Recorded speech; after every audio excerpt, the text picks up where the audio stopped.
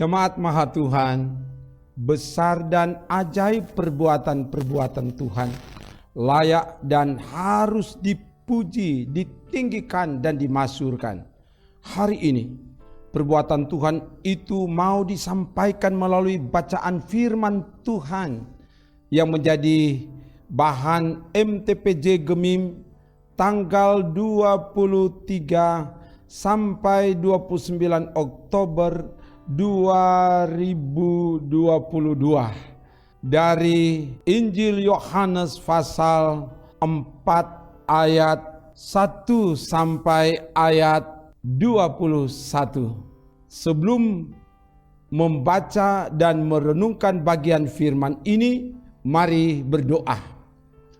Ya Bapa, oleh pertolongan-Mu saat ini, kami akan membaca merenungkan firman-Mu. Dan oleh sebab itu, biar Engkau Allah yang pakai hamba-Mu untuk menyampaikan kebenaran firman, dan juga semua yang mengikuti pelayanan firman ini dimanapun mereka berada, biar roh Allah menjamah setiap kami, sehingga kami sungguh-sungguh dituntun, dibimbing oleh firman, dan firman itulah yang kami lakukan di hidup ini. Ke dalam kuasa-Mu ya Bapa, hamba serahkan dalam nama Tuhan Yesus. Haleluya. Amin. Bacaan firman saat ini kita membaca dari Injil Yohanes pasal 4 ayat 1 sampai 21. Begini dikatakan: ketika Tuhan Yesus mengetahui bahwa orang-orang Farisi telah mendengar bahwa ia memperoleh dan membaptis murid lebih banyak daripada Yohanes, meskipun Yesus sendiri tidak membaptis melainkan murid-muridnya, ia pun meninggalkan Yudea dan kembali lagi ke Galilea. Ia harus melintasi daerah Samaria. Maka sampailah ia ke sebuah kota di Samaria yang bernama Sikar, dekat tanah yang diberikan Yakub dahulu kepada anaknya Yusuf. Di situ terdapat sumur Yakub. Yesus sangat letih oleh perjalanan, karena itu ia duduk di pinggir sumur itu. Hari kira-kira pukul 12. Maka datanglah seorang perempuan Samaria hendak menimba air. Kata Yesus kepadanya, "Berilah aku minum," sebab murid-muridnya telah pergi ke kota membeli makanan. Maka kata perempuan Samaria itu kepadanya, "Masakan engkau seorang Yahudi minta minum kepadaku seorang Samaria?" Sebab orang Yahudi tidak bergaul dengan orang Samaria. Jawab Yesus kepadanya, "Jikalau engkau tahu tentang karunia Allah dan siapakah dia yang berkata kepadamu, 'Berilah aku minum,' niscaya engkau telah meminta kepadanya, dan ia telah memberikan kepadamu air hidup." Kata perempuan itu kepadanya, "Tuhan, engkau tidak punya timba, dan sumur ini amat dalam. Dari manakah engkau memperoleh air hidup itu? Adakah engkau lebih besar daripada bapa kami Yakub, yang memberikan sumur ini kepada kami, dan yang telah minum sendiri dari dalamnya, ia serta anak-anaknya dan ternaknya?" Jawab Yesus kepadanya, "Barang siapa minum air ini, ia akan haus lagi. Tetapi barang siapa minum air yang akan kuberikan kepadanya, ia tidak akan haus untuk selama-lamanya. Sebaliknya, air yang akan kuberikan kepadanya akan menjadi mata air di dalam dirinya, yang terus-menerus memancar sampai kepada hidup yang kekal." Kata perempuan itu kepadanya, "Tuhan, berikanlah aku air itu, supaya aku tidak haus dan tidak usah datang lagi ke sini untuk menimba air." Kata Yesus kepadanya, "Pergilah, panggillah suamimu dan datang ke sini." Kata perempuan itu, "Aku tidak mempunyai suami." Kata Yesus kepadanya, "Tepat katamu bahwa engkau tidak mempunyai suami, sebab engkau sudah mempunyai 5 suami, dan yang ada sekarang padamu bukanlah suamimu. Dalam hal ini engkau berkata benar. Kata perempuan itu kepadanya, Tuhan, nyata sekarang padaku bahwa engkau seorang nabi. Nenek moyang kami menyembah di atas gunung ini, tetapi kamu katakan bahwa Yerusalemlah tempat orang menyembah. Kata Yesus kepadanya, percayalah kepadaku, hai perempuan, saatnya akan tiba bahwa kamu akan menyembah Bapa bukan di gunung ini dan bukan juga di Yerusalem. Demikian bagian firman. Jemaat Maha Tuhan, Injil Yohanes ditulis oleh Yohanes, murid yang dikasihi Yesus. Bisa dilihat di Yohanes pasal 13 ayat 23. Dengan maksud dan tujuan supaya kamu percaya bahwa Yesuslah Mesias, Anak Allah, dan supaya kamu oleh imanmu memperoleh hidup dalam namanya. Yohanes 20 ayat 31. Injil Yohanes menekankan tentang keilahian Yesus Kristus, Anak Allah. Cerita percakapan dengan perempuan Samaria hanya diceritakan oleh Injil Yohanes. Injil yang lain tidak. Yohanes 4 ayat 1 sampai 21 diawali dengan keberhasilan pelayanan yang dilakukan oleh Yesus. Ia memperoleh dan membaptis murid lebih banyak dari Yohanes. Hal ini menimbulkan rasa iri dan kebencian dari orang-orang Farisi. Menghindari hal ini, Yesus memilih jalan meninggalkan Yudea dan kembali lagi ke Galilea. Ayat 1 sampai 3 bacaan kita tadi. Yesus sampai di sebuah kota Samaria yang bernama Sikar. Sikar menunjuk pada Sikem, tempat di mana Abraham dahulu tinggal pada awal kedatangannya di Palestina. Kejadian 12 ayat 6. Yakub membeli tanah ini dan memberikan kepada anaknya Yusuf. Kejadian 48 ayat 22. Di situ terdapat sumur Yakub. Di tempat inilah Yesus beristirahat karena sangat letih dalam perjalanan dengan teriknya matahari kira-kira pukul 12. Yesus duduk di pinggir sumur berharap rasa haus akan hilang dengan mendapatkan air dari sumur itu. Ayat 4 sampai 6. Bagi orang Yahudi, mereka tidak diperbolehkan untuk bergaul dengan orang Samaria. Orang Samaria adalah orang Israel yang sudah kawin-mawin dengan orang Asyur atau Kanaan. Mereka membangun bait Allah sendiri, tidak lagi di Yerusalem, memilih imam-imam mereka sendiri dan mengikuti hukum Taurat versi mereka sendiri. Mereka dianggap tidak setia kepada Allah Israel. Perempuan Samaria dalam perikop ini digambarkan sebagai umat yang tidak setia, bobrok, penuh aib dan dosa dengan memiliki banyak suami. Bahkan suami yang kini bersamanya bukanlah suaminya. Ayat 16 sampai 18.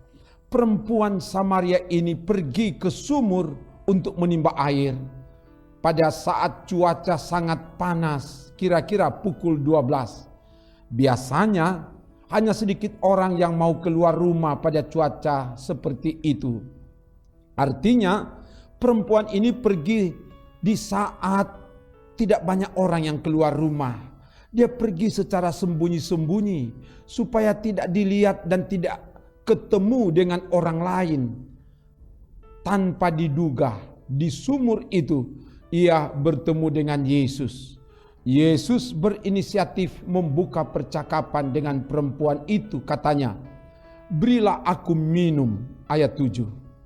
Ada rasa tidak layak dari seorang Samaria memberi minum kepada orang Yahudi dengan ungkapan, masakan engkau seorang Yahudi minta minum kepadaku seorang Samaria? Apa yang dilakukan Yesus bukan hanya menjangkau seorang perempuan Samaria yang hina, rendah, terbuang dan berdosa, tapi Yesus pun menawarkan air hidup kepadanya. Ayat 10. Air hidup yang Yesus tawarkan, barang siapa minum, ia tidak akan haus untuk selama-lamanya. Sebaliknya, akan menjadi mata air di dalam dirinya yang terus-menerus memancar sampai kepada hidup yang kekal. Ayat 14. Air yang diberikan Yesus adalah hidup yang kekal.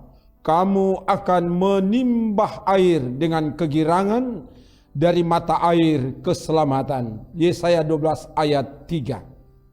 Untuk memperoleh air hidup ini, seseorang harus meminumnya.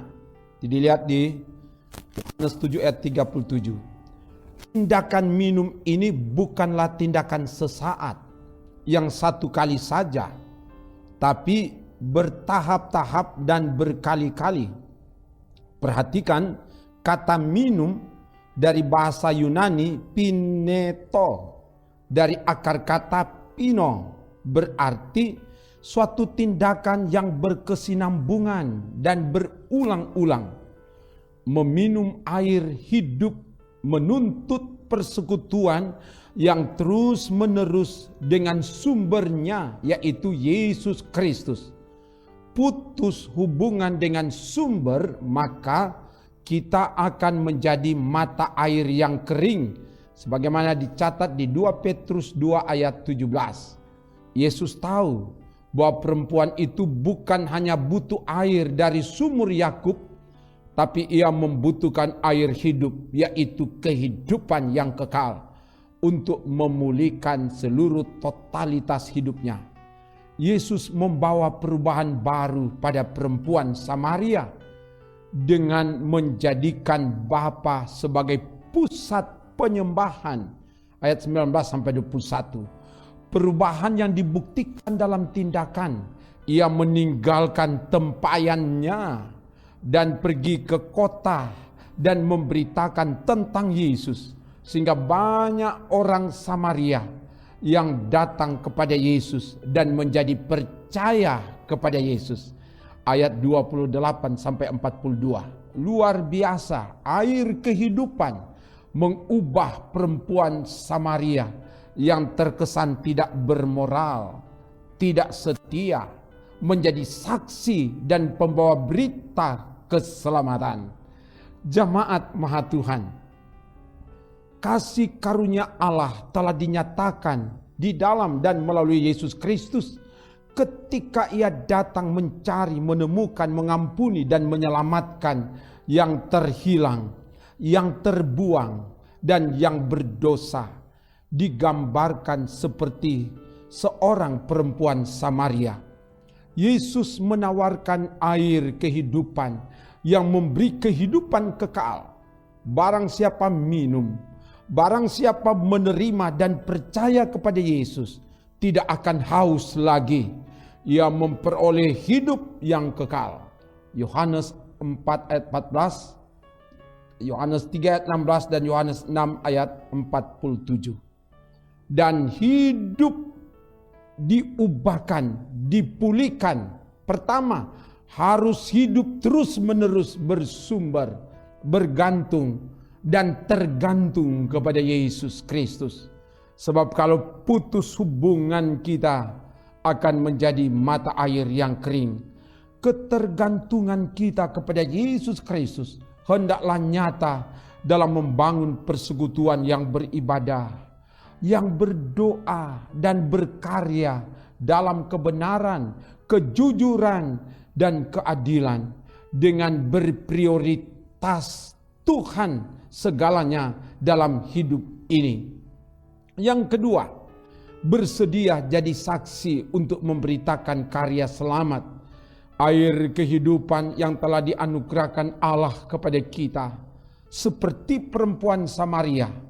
Sehingga orang-orang yang ada di tempat tinggalmu, di tempat kerja, di desa, di kampung, di kota akan menjadi percaya kepada Yesus. Yang ketiga, hendaklah kita punya hati seperti hati Yesus, yang bersedia menerima, mengampuni apapun kesalahan dan dosa seseorang. Hendaklah kita berinisiatif untuk menyelesaikan segala persoalan, menyingkirkan segala dinding pemisah, dinding permusuhan, tidak menganggap diri lebih baik dan lebih benar dari orang lain, dan menjustifikasi orang lain tidak pantas, tidak layak, orang berdosa, orang kafir. Kita telah dibenarkan oleh Allah bukan karena kita layak, bukan karena kita pantas, bukan karena kita benar, tapi karena kasih karunia Allah kepada kita. Maka kita pun harus berbuat demikian. Terpujilah Tuhan. Haleluya. Amin. Mari berdoa. Ya Bapa, terima kasih oleh pertolongan-Mu. Firman telah diberitakan. Biar kebenaran firman ini bukan sekedar diberitakan, tapi ini memperlengkapi kami, apalagi sebagai pelayan-pelayan Tuhan yang akan melaksanakan kerja pelayanan yang Tuhan ada percayakan kepada kami. Biar pelayan-pelayan Tuhan dimanapun mereka berada yang mengikuti pelayanan ini, biar pelayanan firman Tuhan ini sungguh-sungguh memperkaya kami, sehingga pelayanan kami, pemberitaan-pemberitaan gereja dari hari ke hari semakin diperkaya, semakin diperlengkapi, dan pada akhirnya datangkan keagungan kemuliaan bagi nama Tuhan. Berkati tim multimedia Gemim Bukit Moria Rike Manado bersama dengan keluarga-keluarga mereka. Dan Tuhan jugalah yang berkati seluruh perangkat pelayan dan umat Tuhan yang ada. Terpuji nama-Mu Bapa, dalam nama Tuhan Yesus. Haleluya. Amin. Demikian pelayanan firman dan doa. Terima kasih kamu tetap setia mengikuti pelayanan ini. Kamu hebat. Ikutilah terus supaya kita semakin memperlengkapi diri untuk melaksanakan tanggung jawab pelayanan yang Tuhan percayakan kepada kita. Dan pada akhirnya kita semakin berakar, semakin bertumbuh dan berbuah banyak di dalam Tuhan, kini dan seterusnya. Amin. Trims. Jangan lupa subscribe channel Gemim Bukit Moria Rike.